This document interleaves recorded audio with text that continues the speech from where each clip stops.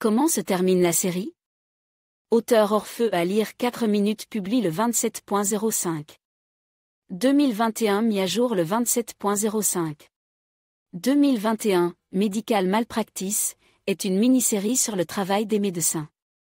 Le terme « erreur médicale » fait référence à la détermination incorrecte du diagnostic du patient, alors que le médecin n'est coupable de rien n'est à diagnostic honnêtement. Au centre de la série se trouve une jeune fille nommée Maria Žuravleva.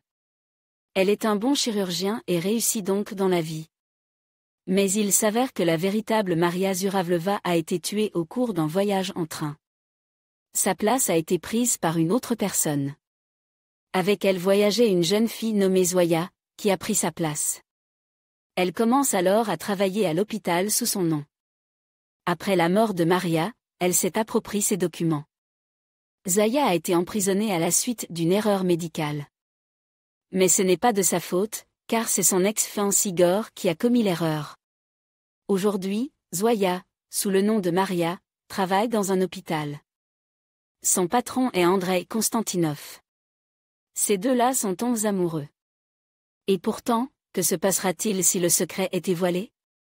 Le bonheur s'arrête alors. Que se passera-t-il alors? Nous y reviendrons plus loin. Voici comment la série « Medical Malpractice » s'est développée. La série commence au moment où Zoya Kovalevskaya décide de prendre le train. Elle est hantée par des souvenirs du passé. Une erreur médicale a été commise. Le mari Igor a pratiqué une opération de la gorge, mais il était trop joyeux, pas assez sérieux. Il a laissé partir tous les assistants et a commencé à opérer lui-même le patient en s'amusant. Il a ainsi endommagé une artère vitale. Le patient est mort d'une perte de sang. Igor a rejeté toute la responsabilité sur Zoya. La jeune fille Alina a témoigné au tribunal, elle était contre Zoya. Plus tard, elle épousera Igor. Quant à Zoya Kovalevskaya, elle a purgé une peine de 4 ans et n'a plus pu exercer la médecine. Aujourd'hui, Zoya prend le train. Masha Žuravleva voyage avec elle. Zoya lui a tout raconté parce qu'elle voulait parler. Elles ont une spécialité en commun. Elles sont allées au Hago restaurant pour fêter un peu leur rencontre. Zoya décide alors d'apporter du champagne. Mais à son retour, elle constate que Masha a été poignardée à la poitrine. Elle prend alors les papiers de la jeune fille et devient Maria Žuravleva. Le tueur était dans le train. Il voulait aussi tuer Zoya, mais la jeune fille s'est cachée dans les toilettes. Au bout d'un moment, elle en est sortie, car le conducteur est venu à elle. Il s'est avéré que le corps de Masha avait disparu. Le plus intéressant, c'est que le chef d'orchestre a pris Zoya pour Maria Žuravleva. Ayant décidé d'accepter ce nom, Zoya est sortie en ville. Elle trouve un emploi à l'hôpital. Zoya est frappée d'une interdiction d'exercer une activité médicale, mais comme elle a pris un autre nom, cette interdiction peut être contournée. L'intrigue se déroule ensuite rapidement. Il s'avère que le tueur est un certain Joe. À la fin de la série, les événements suivants se produisent. Tolik dit qu'il pardonne à Maria.